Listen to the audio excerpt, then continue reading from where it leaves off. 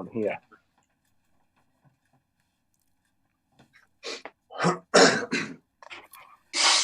All right, welcome along then. It is SAFC Fan TV and back for Thursday Night Live with the lads. And this week we've got a special guest in former Sunderland legend, Welsh international. Let's hear it for Danny Collins. Woohoo! Evening, fellas, you okay?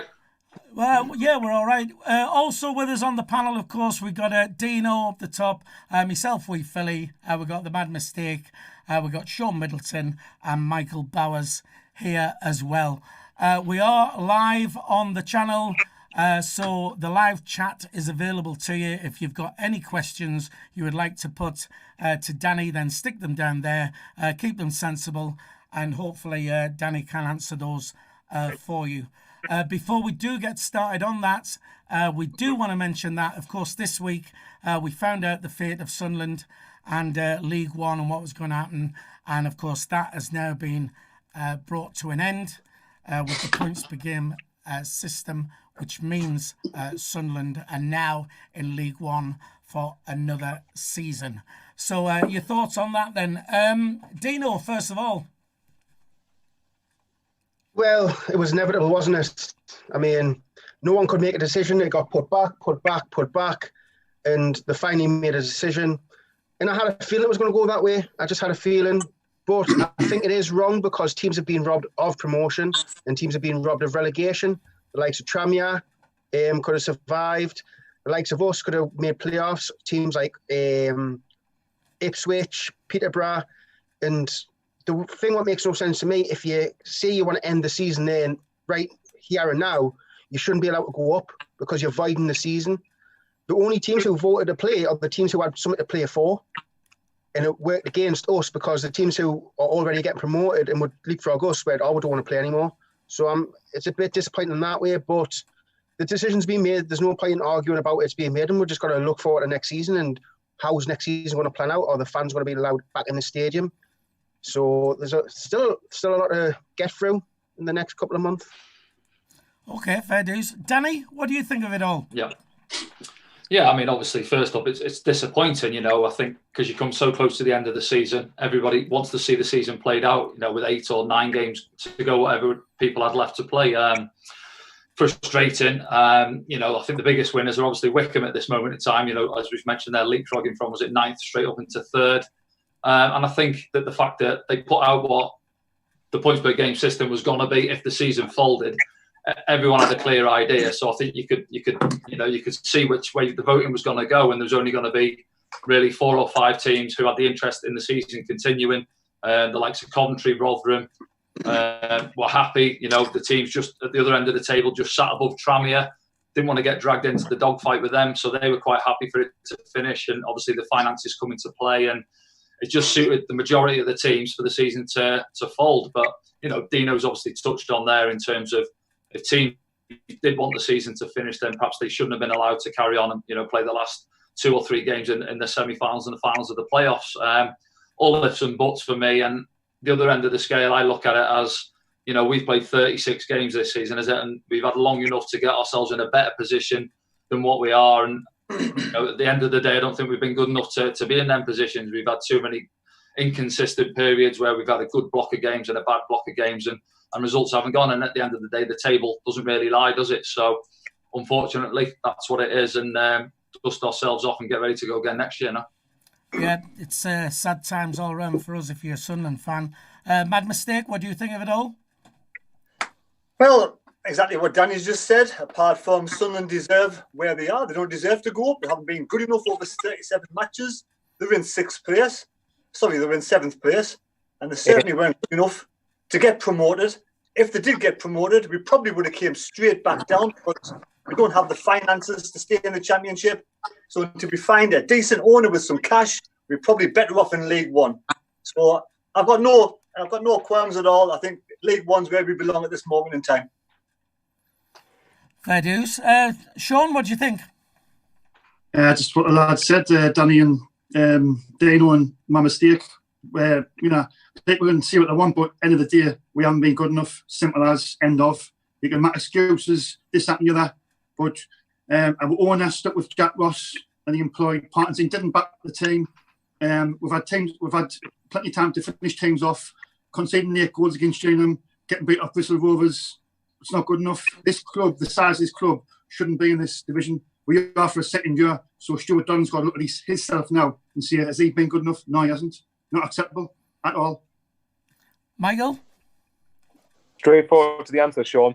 I would say, yeah, everyone else has touched on. I think that, touching on what Sean said, ultimately for me, you had that run before Christmas with Parkinson. But for me, the biggest kick in the teeth that stopped us was conceding against Gillingham and then losing to a Bristol Rovers team times had won once in 18. You don't go there and lose if you want to go into the top 2. And really, look, other teams have voted for their own prerogative reasons. I think Phil touched before we came on air that other teams have voted essentially for themselves. Look, Wickham obviously got to jump us, and Peterborough, who I think have got a real good right to be annoyed by all this. That's not Wickham's problem. I don't think Rotherham should have got second. I think Coventry definitely deserved to go up, and I think you should have had. I think you could have had an 8-team playoffs and competing for 2 promotion spots, but no one would agree with that. Ultimately, Rotherham, that's not their problem. We'd be celebrating it, or at least being happy with promotion. At the end of the day, so I think everyone's touched it. Sunderland only have themselves to blame. We've had enough chances over the course of the season to close the gap. We haven't taken it, and really it's our own fault. And as Donald have to have a look at himself, but the players and manager especially have to look at themselves, because at the end of the day, they should have been able to do more than what they produced on the pitch for me. I sort of agree with the Rotherham thing. The fact that, us down in 7th place, we're only 3 points behind Rotherham. Yeah, they get to go up automatically. But that's how it is. It was never going to be a situation what would have kept everyone happy anyway. Just quickly before we go to some questions for Danny, Stephen Hensel on the chat is saying that he doesn't even think, he thinks we'll probably be lucky to get 15,000 season ticket holders next season. Now people are cancelling the season tickets, and quite rightly in my eyes, because of the fact of this no refund. And I came up with a solution in the week where I thought to myself, it's unfair to ask season ticket holders to pay when they're not going to get into the ground and basically be overpriced, being charged for an overpriced stream. But I think what an idea would be is, because the club needs the revenue from season ticket holders, I think anybody who purchased their season tickets now for next season, I think they should become sort of like gold members or gold season ticket holders or VIP or whatever, and that's for the rest of their lives. So all of a sudden you have these special privileges, because when the club needed your revenue, you was prepared to go ahead and pay for that, but you get a little bit of a privilege back. It's sort of enticing you in with some sort of, so that when it becomes Wembley tickets and you get priority, because you all of a sudden become this gold card holder type thing. It's just an idea. I don't know if it will work or not. So anyway, that's that done. So on the channel, try not to ignore him. Danny Collins, top striker for Brazil and all that. And we've got some questions for you. And of course, on the live chat, if you would like to ask Danny anything, stick it in the live chat and we'll do our best to do that. But I'm going to kick it off, because I was talking to one of your old teammates, and apparently you just signed for Sunderland and you was travelling to Watford on the plane. Can you remember what happened? No, you're going to have to fill me in on that. Go on. Go on. Is this in the championship now? It was Mick McCarthy. Mick McCarthy was manager. And did you not get left behind? As in, like on the runway or in the terminal? No. All right. Right, I'll have a word with Neely, because he's up there. Apparently you forgot your passport and photo ID, so you got left behind. Is that all right? Oh, wait there now. That is on my... No, I tell you what happened here now, yeah. So I came up to... Yeah, it was the very first game. Now you're coming back to it. I came up on the Thursday, I think, when I signed, on the first away game. If it was Watford. obviously I didn't have my ID on me. We've gone to the airport, and I think, you know, it's an easy jet or whatever it was. But yeah, I got to the desk, and then I couldn't fly now. Yeah, I remember that one now.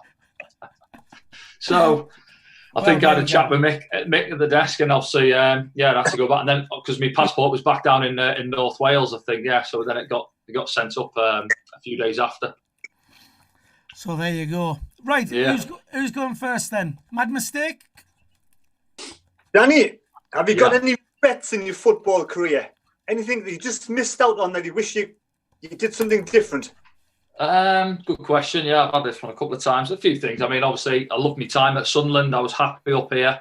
You know, just starting my 5th season. I'd obviously been given the captain's armband at the start of that season, and then, you know, a couple of weeks into the season, I obviously had a chat with Steve Bruce, and then I was on my way down to Stoke. Came as a bit of a surprise, really. If you're out of the team, if you're on the bench, or if you're not in the squad, then by all means you're looking to get away and, you know, perhaps move clubs. But you know, I was happy. We'd had a good start to that season, won 2 of the first 3 in the Premier League, and that was it really. So he said he was looking for more players. We had a bit of a chat, and then we were obviously playing Stoke on the Saturday. I went down. He took me out of the team. I was on the bench. My agent came down on that weekend, and then it was coming up to the transfer window closing, and that was it. Yeah, I was a Stoke player by Monday morning. So in terms of a regret, it's a tricky one to word it like that. But I was happy at Sunderland at the time. You know, my family were up here. You know, just as I said, into my 6th season for the club, and really enjoying it. So yeah, it was a bit of a strange one to leave at that time. It would have been nice to obviously pick up a winners' FA Cup medal for Stoke. Man City beat us 1-0 in the final. Yaya Toure scored, and we lost the final. So got a runners-up medal instead of a winners' medal, which would have been nice for the collection. But no, in terms of that, I've had a decent career. 18 years professional, 12 caps for Wales under my belt. Might have been nice to get 1 or 2 more caps under my belt, but can't argue. 500 plus league games, I think. So turned 39 last year, so it was time. Just felt it was time to call it a day, and look for ventures new. All right, well done. Nice one. So, Dino? I've got one. Because I've always said I don't feel like there's a difference between home and away, because Coventry just went up in the league like this season, and they've had no home ground. They've been playing at Birmingham's ground, and everyone says, "Oh, home and away, home and away, home and away." Is there such a big difference as home and away? Like, do you feel the difference when you go to an away ground? Or, to me, I always feel like it's just 2 goalposts and a pitch. You should be able to play the same as you do at home or away. Like, is a player in your experience, like, what's your opinion on it? Yeah. Well, you've never played at the Stadium of Light when you're getting beat 2-0 after 10 minutes then, mate, have you?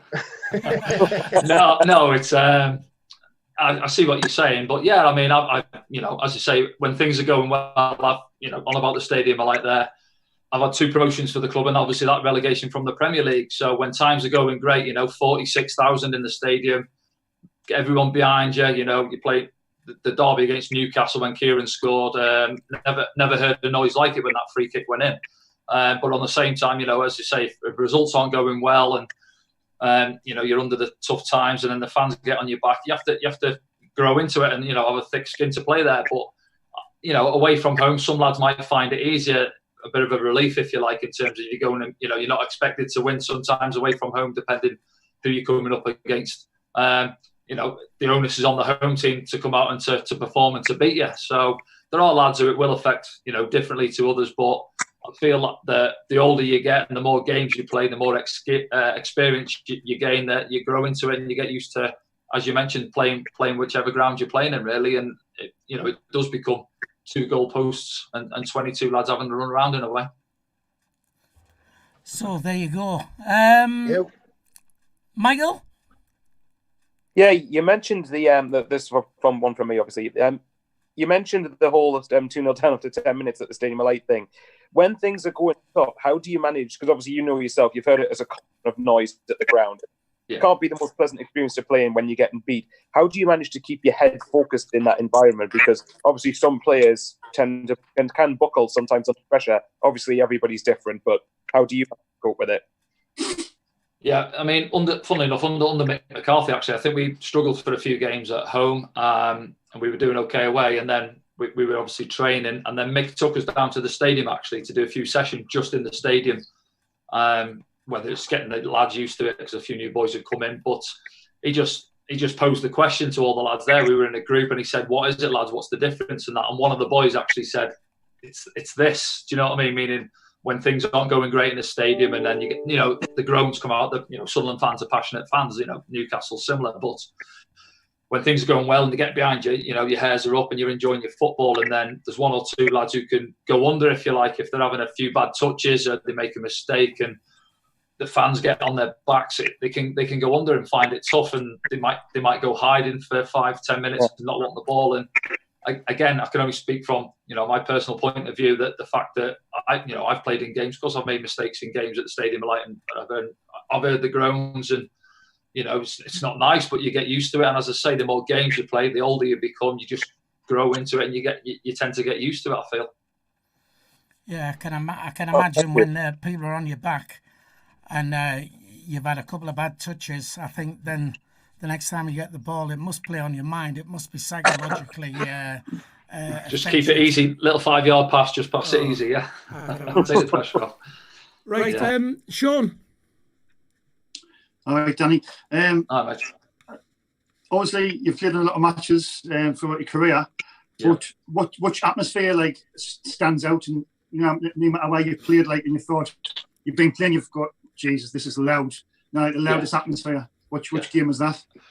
Yeah, it's the one I've touched on there. Obviously, when we played Newcastle at home, I don't think we beat them for, was it 8 years? I think 1-1, wasn't it? And then Kieran gets the free kick on the edge of the box and absolutely rifles it past Shea Given. I was on the halfway line, obviously, when he took the free kick, and then he's run back. And I just remember running over. We're all celebrating over by the touchline, and just the noise in your ears, really, like a throbbing noise, because it was ridiculous noise and stuff. And those derby atmospheres, it's what the fans have been looking for, because they haven't tasted victory over Newcastle for a while. So to beat them 2-1, you're satisfying a lot of people around the city, and it's the bragging rights for the fans going into work on a Monday morning. And for a player as well, it's that relief, because as I say, Thursday, Friday, you're feeling the build up to a game of that importance, and to go out there and to perform well and to get the result for the fans and for the club, it's a big achievement, and it's something. I think we obviously kicked on then, because for the next few years we seem to do well against them. That's a good point. Yeah, it was a corker. It was, to be honest, that home game, I don't think we'd beaten Newcastle at home actually for 28 years. So that's how long that had gone on. So that's how special that became. We've got a question in from Gareth Saunders on the live chat here for Danny, saying, would you stick with Parkinson next season, or do you think we should have a fresh start and go with somebody new? And he's suggesting Nigel Clough. Have you any views on that? Yeah, it's a tough one in a way, because I think, chatting with Phil yesterday actually there, and I think because he came in and he took over a group of players which weren't his, and then everyone expects a new manager to come in and everyone to pick up around the place and results to flip, and it didn't quite happen, did it, for them? Was it 2 wins in his first 12 games, and it was tough. And then around Christmas time, I think, went to Doncaster, beat them, didn't we? And then it went on a good run. I personally, obviously, I think he's got another year or two on his contract anyway, but I think I'd give him a start of pre-season. I'd let him get his own players in now. It'd be a good, interesting window. See how things go, up until you look at October time. Obviously we're expected to be right up there, and see how things go for him. As I say, it'll take him a bit of time. I think it's a tricky window. This is because you're mentioning Premier League teams and Championship teams will be sorting their squads out, and young lads will be getting let go from there. So is it a time now to try and strike early and get some young lads in who have got good prospects for the future, or do we look in League Two? It's an awkward one because of the division we're in as well for a club like this. So there's a lot for him to weigh up. I think he's obviously got good experience at this level, and only time will tell, I guess. But yeah, I'd certainly give him pre-season and start this next season, and see how it goes. Yeah, I think, the lads on the panel here, we all have different views on the Parkinson in and out and stuff like that. I think the most important thing is if they were going to get someone else in, is that it should be done now, and that they get the best chance they can of getting a squad together. But like I said, the lads on here, we've got different opinions on whether he should be in or shouldn't. Who's Parkinson out then? Who's Parkinson out then, out of the lads? Well, Sean's the biggest advocate of that, aren't you, Sean? No, I'm at the Parkinson. I'm Donald out. You said last week. See, me personally, I don't think he's been given enough of a chance because of how the season's finished. But some of the lads are saying because we haven't gone up, then he's actually failed. And all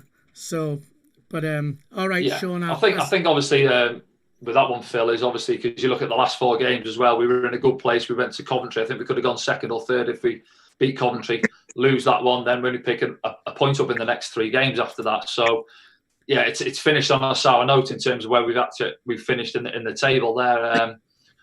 You know, when he got his lads, when he's had a bit of time to work with the boys after his first month or so. Obviously, I think Lyndon Gooch came back into the squad and done well. I think he got a goal at Doncaster when he came back in, didn't he? And they just sort of settled in with a team that was winning. Then he obviously brings a few signings in, you know, Josh Scowen come in and 1 or 2 others, but couldn't get any game time. Now people are obviously saying, "Oh, he's brought these lads in, but he didn't give them any game time," which obviously I understand. But when these lads come in, the lads that were already here picked up and started doing well. Now, you know, if lads are doing well, then naturally they stay in the team, don't they, barring any injuries or suspensions. So it was tough. It was tough for these new lads to force their way into a starting shirt. Other than obviously he brought Bailey right straight in for Ozturk, didn't he? But so it was a tough one because these boys were doing well.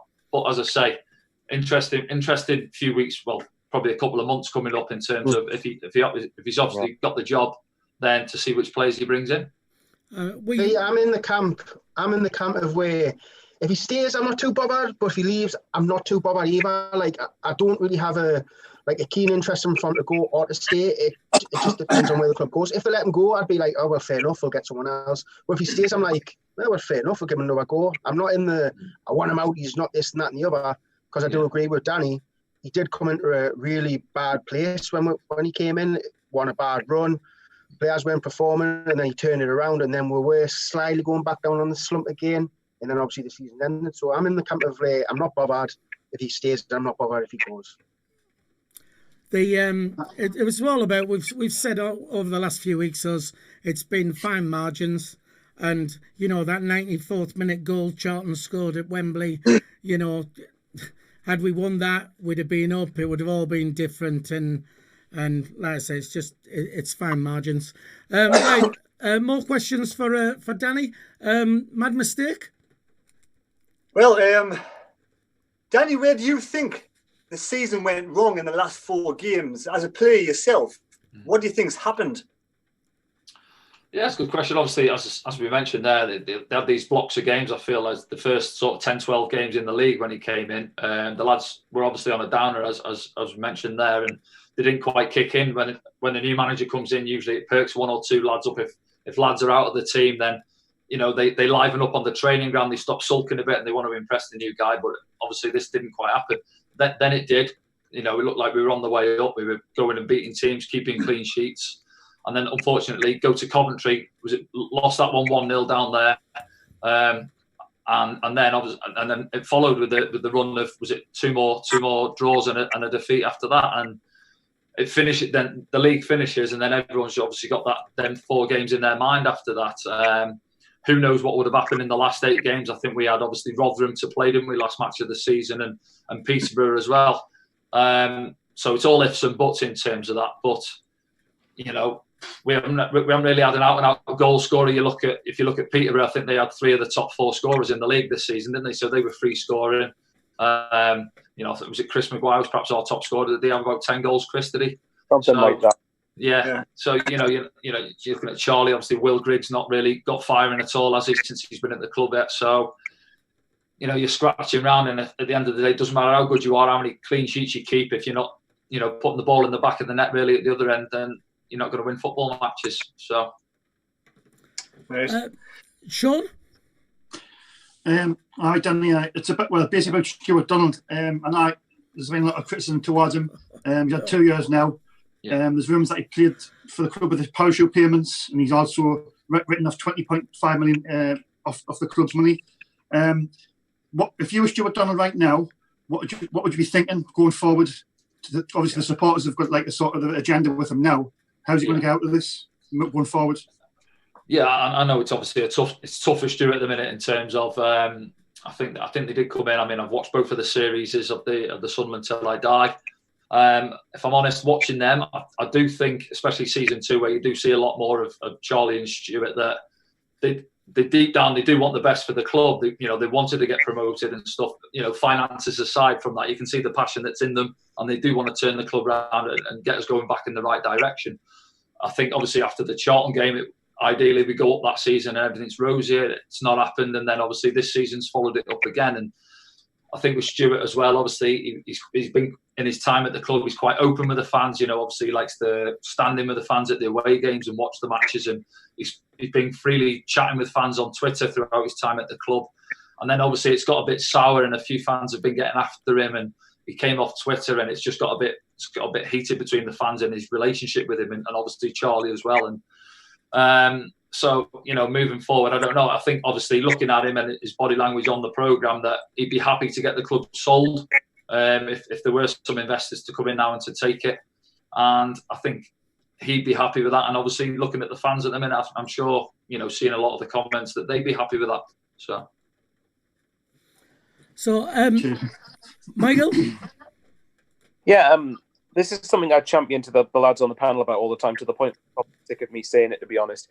But I always, in football now, that if results don't go well, it's always the manager the people are very quick like that to point to the manager.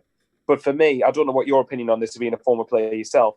I think player responsibility gets way underestimated way too much. And I think that, although, yes, that in many ways it's easier to just get rid of the manager, like financially, obviously it's a bit harder to get rid of players contract-wise. Yeah. Kevin Ball champions about this all the time, and I have respect for him for that. So what are your thoughts on it? Because I think that player responsibility gets overlooked far too much by fans and by people in the media. Yeah, no, I agree. In terms of, the manager at the end of the day, he can set the team up, he can give them a formation. But once the lads have crossed the white line, as you mentioned there, it's up to them to put the effort in, the work rate, understand the game plan, and to go out there and put the effort in. And, we're in this league for a reason. We're getting the players to come in this, and have the players been good enough over the course of this season? How many can hold their hand up and said they've been a good solid 7 or 8 out of 10 throughout the course of the campaign? Probably not too many. So I think, as you mentioned there, if for instance, Phil Parkinson coming in as a terrible start over the first 10, 12 games, the fans are obviously jumping on his back. Whereas then we go to Doncaster, then we're unbeaten. I think we lost 1 in about 12 games, and then he's the best thing since sliced bread. So, that's how the only way the fans' opinion of a manager are going to turn for me is results based in a way. Plus, you want to see some nice attacking football on top of that as well. I go for the fact that you can tell how fans do get on a manager's back when results aren't going well, and he's in that little technical area getting pelters from behind the dugout. But the lads that cross the line at the end of the day as well, I think there are, you've got to have some self-responsibility once you're out there, and you've got to, put the shift in and work for that shirt. Right. Okay, Dino? Talk about player responsibility. Obviously, like, manager sets out tactics. As a player in your time, in your whole career, could be anywhere. Has there been a time when you've stepped, like, you went onto the pitch, you've had a certain tactic in mind as a team, and it just hasn't worked, and the manager hasn't changed the tactic? As players, you come together and say, right, this isn't working, we're going to do something totally different. Like, has there been a time where, like, maybe the captain or maybe yourself went, this isn't working, we'll do this, and not tell the manager, and then change the whole game? Has that ever happened? Yeah, I think it's not a case of like Chinese whispers on the pitch as such, but say for instance, first half things might be not going well. You're getting battered in terms of the possession, or might be a couple of goals down. You're getting at half time, and I think if a manager's big enough and brave enough, you can sit there as a group of lads at half time and I've worked, Gaffer, can we not change this? We might be getting overrun in midfield. Can we go into a 5 in there? Or you've got to weigh it up, and sometimes as a player, you can see things different from on the pitch to what a manager can see from side on the touchline as well, So Yeah, I think especially as the senior boys, obviously, certainly my last few years when I've been the senior lad and the captain, if you like, then with the goalie behind me, I'll have a chat with him if I'm playing at centre half, and he'll be able to see the whole of the pitch, so he'll be able to spot things. And you just, as a group of lads, if you're more experienced in terms of the amount of games you play, then you can see things, what's happening on the pitch, and give lads pointers in what you think you can work on and change to increase your possession or get you going in the right direction. Then you should be able to do it. You might get one or two managers who aren't happy if you want to do that, and give you a few words at half time if you're thinking you're changing his tactics, and then you might say, okay, we'll have to go back to that. So. Well, speaking of managers, Danny, you played under Roy Keane, and of course his fearsome reputation as he had. Have you any tales of him losing it in the dressing room or any time like that, so you can tell us? I'll have to think without too many naughty words coming into play. No, there's obviously there's one that sticks in my mind is obviously we played Northampton at home in the League Cup, and they were beating us. I think they were 2-0 up at half time, and he came in at half time, and obviously Cookie, the kit man who's still going now, John, and the white tactics board you have with all the little magnetic characters on the board. So that wasn't set up at half time. So Roy's come in and he's gone, John, where's the board? So he's gone to get the board. He puts all the characters on the board, and that Roy sort of runs over to it, puts his foot through the board. The characters go flying all around the changing rooms, and then he starts laying into everyone in their face. You're this, you're that, you're that. Like going along the whole of the team across the bench, and that he's fuming. Then he starts. He had a bit of a pop. I think Anton and Nyron were playing centre half. I think I was left back that night. I think Anton and Nyron were centre halves, and they'd had a couple of balls off Martin Fuller, had rolled a few out to him, and they turned possession over. And he's like, "You two, like a pair of clowns at the back there. Stop getting the ball off him, and block. If any of you get the ball off him, you're coming off." So he just lost it. He had a bit of a pop with Dean Whitehead. They had a few words. And that was that. And then, obviously, we went out for the second half. And I know we beat them. I think Anthony Stokes came on and might have got a goal or two, or we beat them on penalties. I'm not sure. But came in after the game, and Roy didn't come in to see us.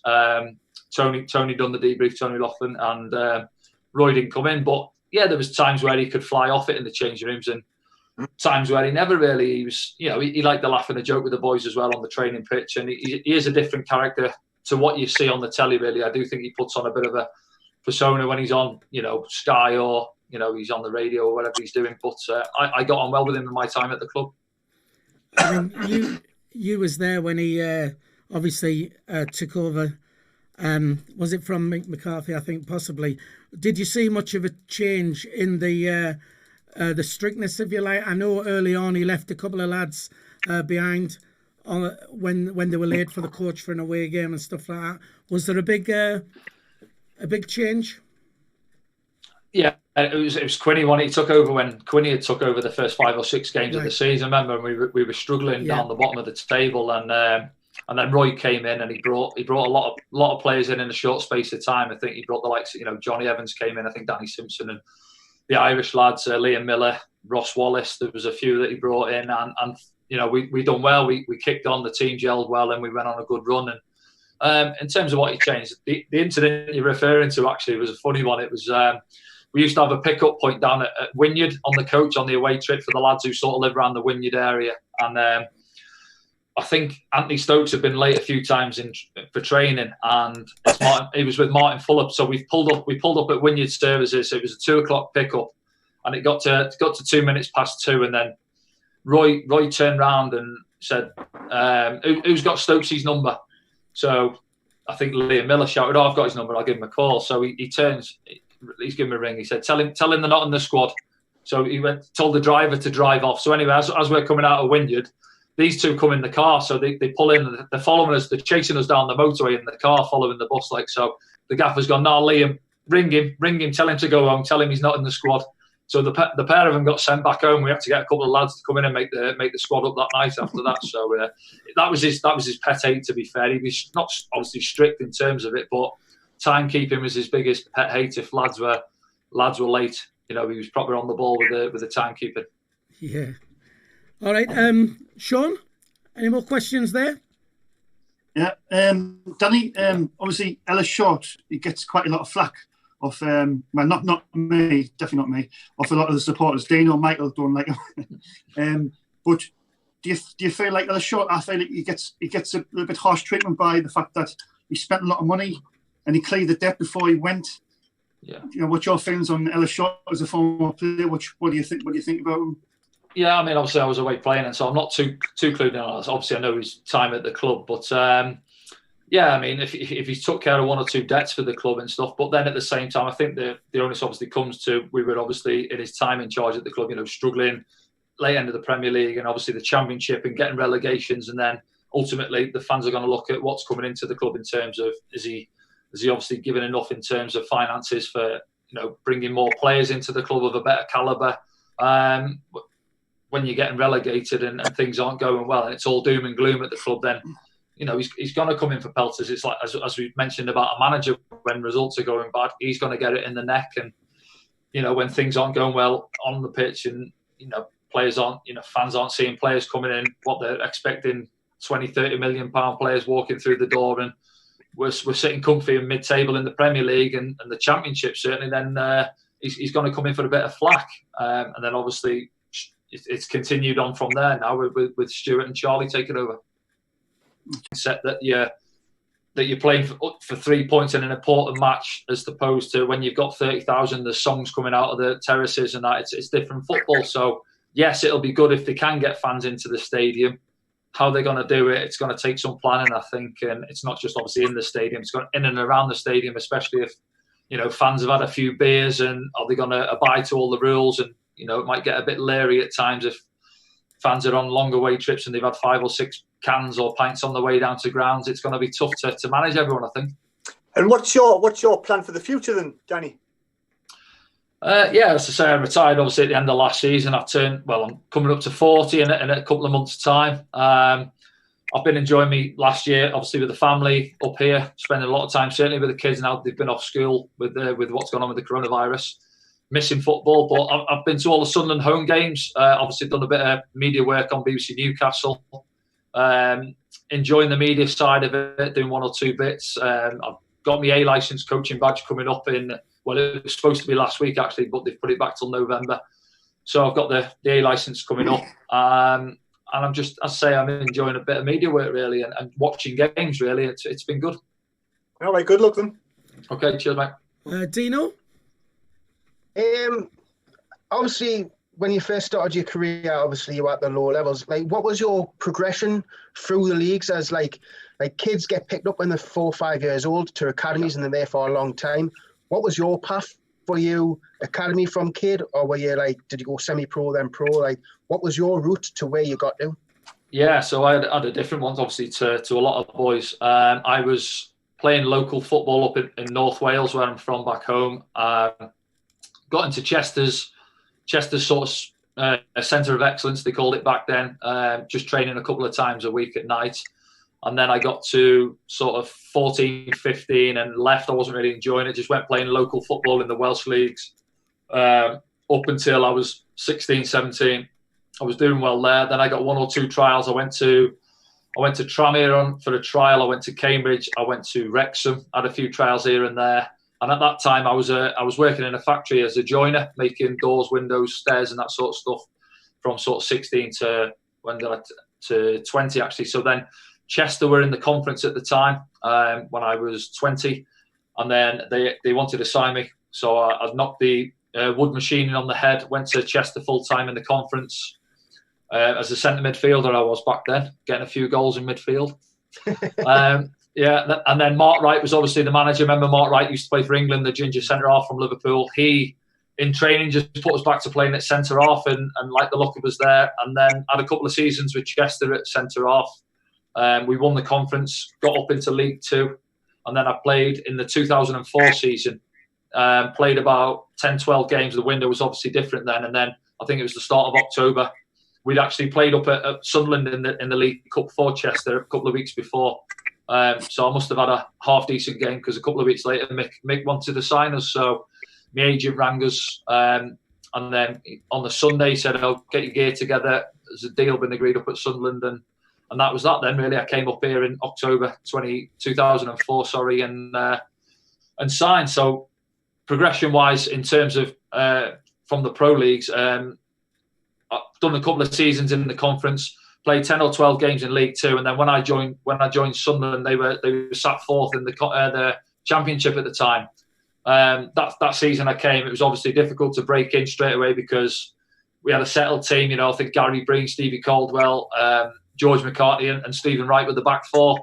You know, myself, Liam Lawrence came in from Mansfield. Dino had came in from Oxford. So there was a few boys who Mick had, you know, brought in from League Two at that time and give us our chance, and settled in quite well with the boys. And obviously we went on to win the championship that season.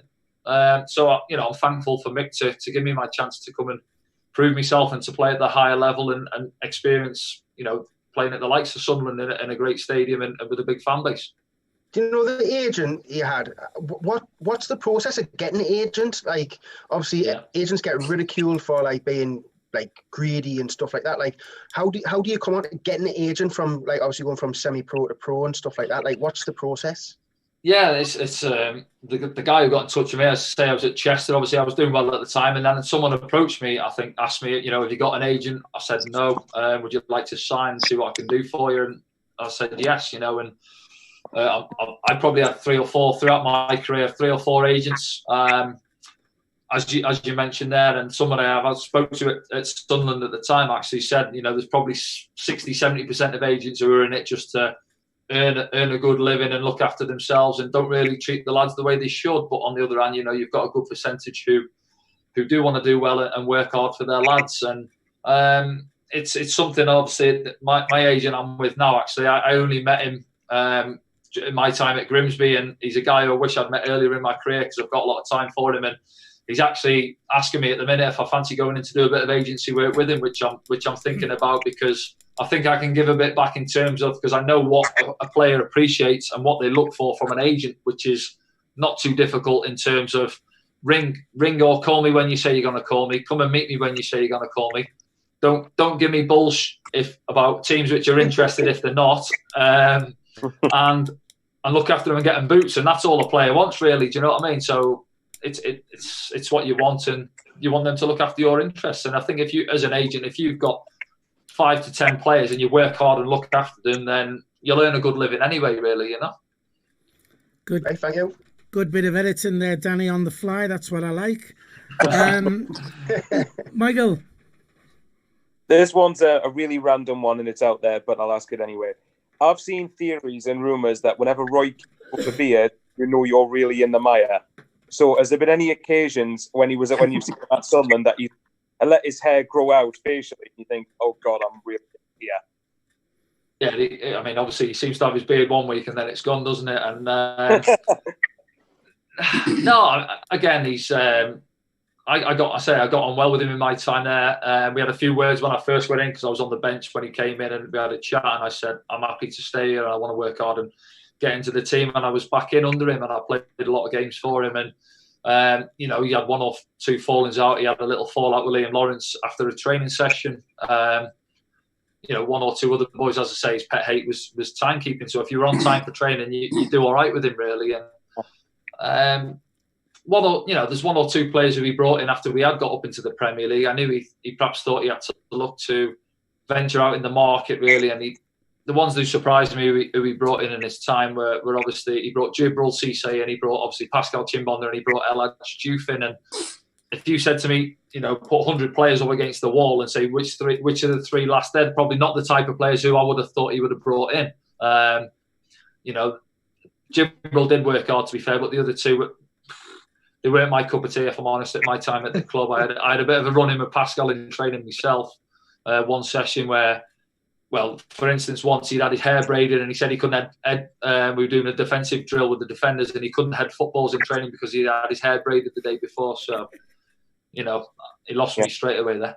Yeah, but Roy was okay. If you work hard and you put the shift in for him, he was happy. And as I say, behind closed doors, he used to love having a laugh and a joke with the boys. And, you know, a couple of us used to have a game of cards with him on the bus on away trips. Myself, Dino and Dwight York used to have a game of cards with the gaffer, and it was fine. But just once you got to the ground, he wasn't too keen on the the old autograph hunters waiting for him outside the bus, and in the hotels he used to come with the books and everything for him to sign. He just used to like to get in the hotel and, you know, keep himself to himself, really. So, but I can only speak highly of him in terms of my time working with him, you know.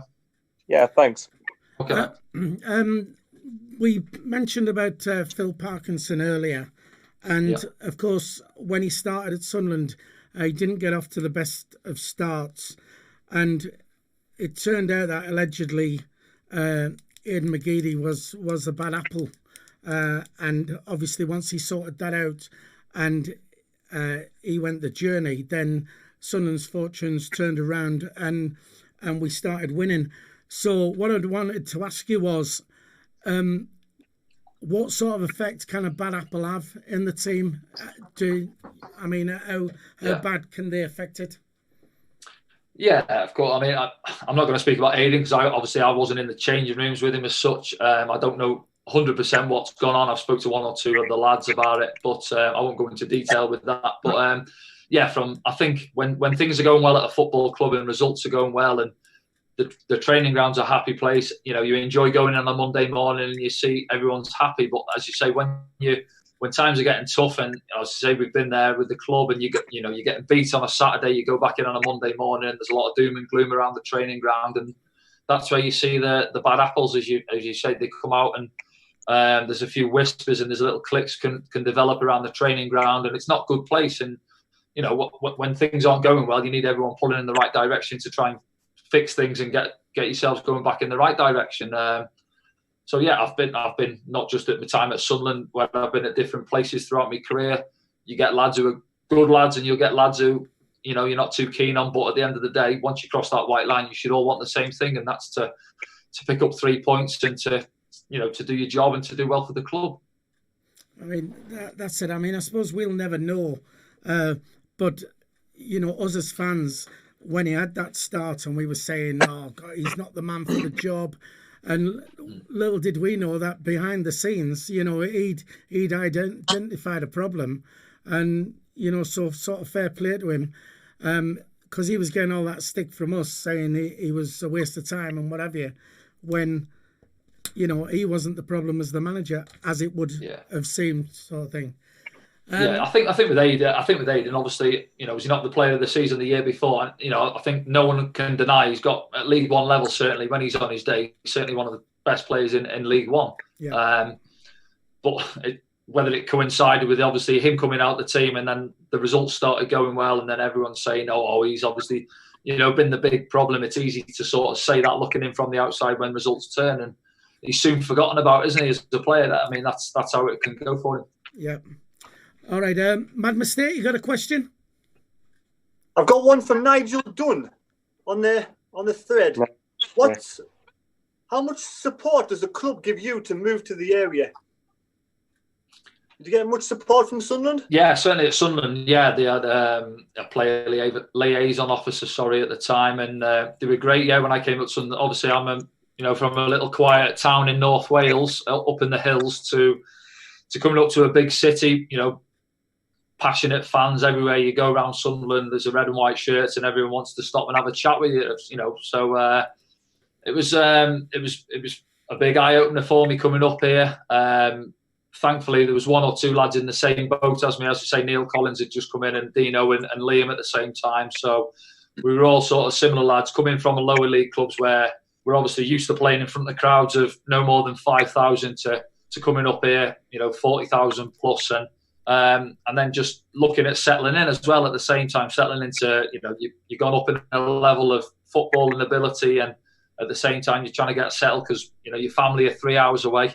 And thankfully for myself, I found it okay. I mixed with these lads after training. We used to go out for meals and stuff, and you become close and bond with the lads. But in terms of the club looking after me, they certainly did. I mean, I'd go in and they'd ask me what I was looking for in terms of renting or buying and stuff, and they, one of the girls in the office would get in touch with estate agents and help you out and that sort of stuff. So they were excellent, to be fair. All right, nice one. Okay. Dino? Obviously, when you're a player, your big dream in life is to play for your country. So what was it like when you got the phone call? Like did you like? I know a person called Nick Pickering, and he played for England when he was a young kid, and he told me it was Bobby Robson who rang him, and like he thought it was a joke. Like, what was your reaction to getting the phone call to play for Wales? Yeah, it was when I came to Sunderland. So I came up in 2004. I think it was 2005. I think Mick called me up into his office and let me know that someone from the Welsh FA had been in touch with him asking about obviously my availability with. I'd lived in, obviously I was born in Chester, which is just over the border in England, but I'd lived in North Wales for 20 years until I came up to Sunderland. So yeah, obviously my dad was born in North Wales as well and all that. So qualified, delighted to get involved and delighted to get the call up. And it was, my cap was actually John Toshak's first game in charge of the club, the country. Got down there, you know, the lights, there's a lot of experienced lads, John Hartson, Ryan Giggs, Craig Bellamy, Carl Robinson, obviously you'll remember he was with us then, so he helped me out. He was in the squad as well. He looked after us when we went down there. So yeah, but at that time, Wales weren't doing great, struggling a bit in terms of obviously qualifying for tournaments. Got a bit of game time down there. I think my debut was against Hungary, if I remember. It was at Hungary when I came on at the Millennium Stadium. But yeah, just a great experience to get involved and to be involved. And then obviously after that, a few years later, Gary Speed come in and took over and just took us on to the next level, because under John Toshak, I did find it was a bit, what should we say, not dated in terms of everything, but the training was a bit lethargic. It was a bit more of it just had a bit of a friendly get-together feel rather than we wanted to go down there and qualify for a tournament. And once Gary took over us, everything changed. The intensity of the training went up. Everything was organised well, and he kicked us on. And then obviously Chris Coleman took it on after there. And you know, the boys done great a few years back, got to the semi-finals of the Euros. And you know, as I say, one regret, if you like, was that I only got 12 caps. I had a bit of a fallout with John Toshak on the fact that I was obviously playing regular week in, week out for Sunderland up here. And then when I went down to the squads, someone was playing in my position who was sat on the bench in a championship club. So it was a bit tough to take. We had a few words after the game, and I just said, listen, John, I'd be happy if you didn't pick me in the future. I'm happy playing for Sunderland and concentrating on my club career up there. And for the next 3 years, I was out the squads. So, yeah, and then I got the call off Gary once he took over. I was happy to get back in and got a few more caps under my belt. But, enjoyed it, and it's good to see where they're at the minute. Michael? Yeah, so getting it back to like club football, I think that one of the things that I've always said, and like when Sunderland were in the Premier League, I've always struggled with the idea that, and maybe this is me being delusional, I don't know. I've always struggled with the idea that, say, a club like Crystal Palace or Bournemouth or Watford could beat Sunderland to signing a player. I'm not thinking of it like specific examples, but that's just like an example I'm trying to get across. My message is, what's it like? What's your opinion on like having to, what's the word I'm looking for, entice players to come to the northeast because of the location? I always like to see players also look for the club they're signing for. Obviously, if you move into a different area, that's going to be an impact on your life, on what your family's like or whatever. But I would like to see players look more about, right, this club I'm signing for is of a certain sector. So feel free to answer my rumbling towards you. Yeah, no, I think you're spot on, and I've seen over my time, even when I was at Sunderland, we were linked with one or two players who it was mentioned for geographically they weren't too keen to come and move up to the area. They were happy staying in London and all this, but I never get that. I think as a player, your career is a fairly short span of time. I think if you're moving, you're going to move regardless sort of an area anyway, really. I mean, you're not 15 hours driving across Australia or something, are you? You know, so from the northeast getting to the Midlands, it's a 3-hour drive, isn't it? So, no, I mean, I didn't get it really. I think, as you mentioned there, for me, if I'm walking up and I'm pulling up at the Academy Elite or the Stadium Elite, as opposed to, one or two clubs you may have mentioned, it's a no-brainer for me, really. I'd want to come and play up here every day of the week. You want to test yourself and you want to go and play in front of a crowd of 40, 50,000, as opposed to crowds in front of 10,000, really. Atmosphere-wise, the passion of the fans, and as a footballer, for me, that's everything you've dreamed of from a young boy, is going to test yourself and to play at the highest level you can, and in front of passionate fans up in the northeast. That I didn't see that. And people talk about shopping and all that. Well, you've got the Metro Centre. what more do you need from shops? Do shopping online if you need to do shopping online or whatever. So, I don't get that. For me, I did never understood that, what people thought that way.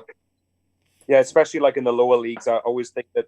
Well, certainly for League One, I feel Sunderland should have the advantage in terms of getting, I'd say, one of the best players in the league at any club. Yeah. For me, it should be an open. If Sunderland are interested, you should be looking at least seriously considering going there.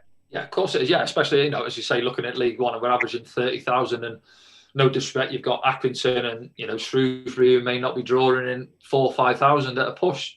So where do you want to play as a player? For me, if you're a lad, lower end Championship now, or even a lad who's just progressed from League Two, and you've got Sunderland come knocking now in League One, who are expected to kick on next season, to be up there pushing, it's a no-brainer for me in terms of where I'd be looking to sign. No, thank you. Appreciate that. Sean? Danny, I've got a couple of questions actually.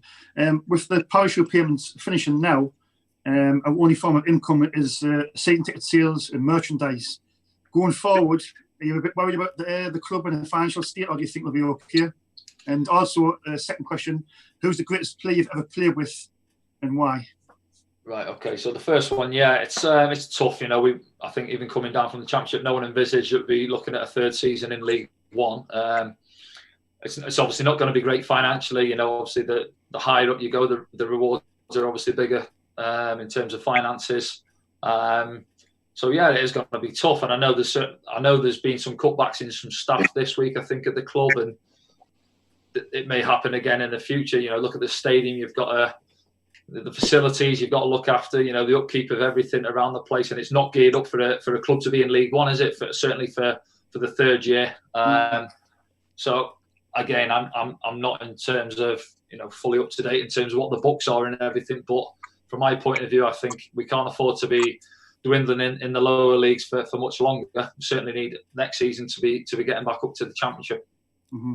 And then your other question was, who's the best player I've played with or against? Did you say so? Who's the best player you've actually been in a football pitch with, and you thought, wow, you've played with them or you played against them? Thierry Henry, I think, in terms of played against them. My debut for Sunderland in the Premier League was down at Highbury. I think they beat us 3-2 or 3-1 that day when they had that maroon kit on. It was our last season at Highbury, and I think he got one that day. I think Van Persie might have got a couple, I'm not sure. But I just think he's the best player that's ever played in the Premier League, if I'm honest, from my point of view. Totally agree, Do you agree? Yeah. Everything about him. Silky with the ball, good finish, ridiculous pace, touch, everything. So he was certainly the best player, I'd say. Van Persie obviously seemed to always do well against us as well.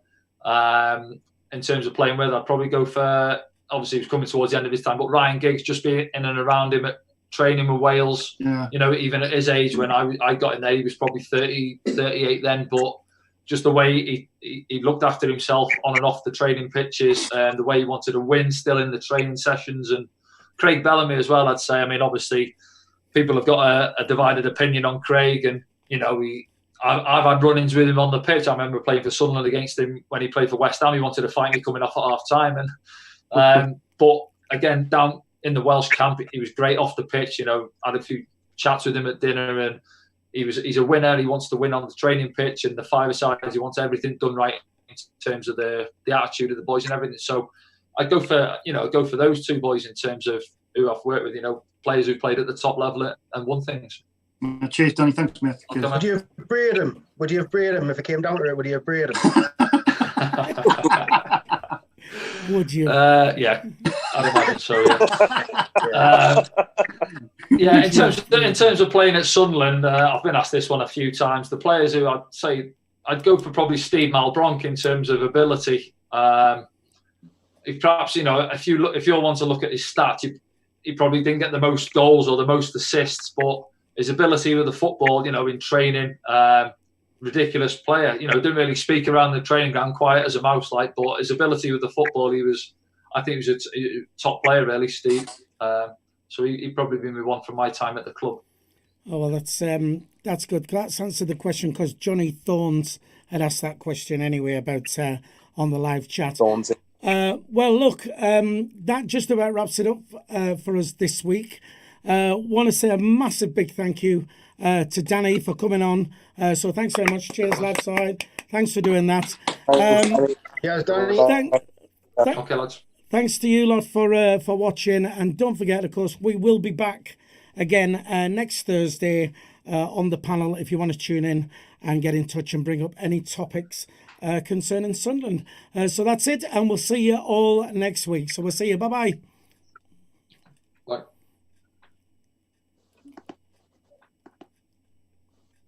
Right, that's the stream.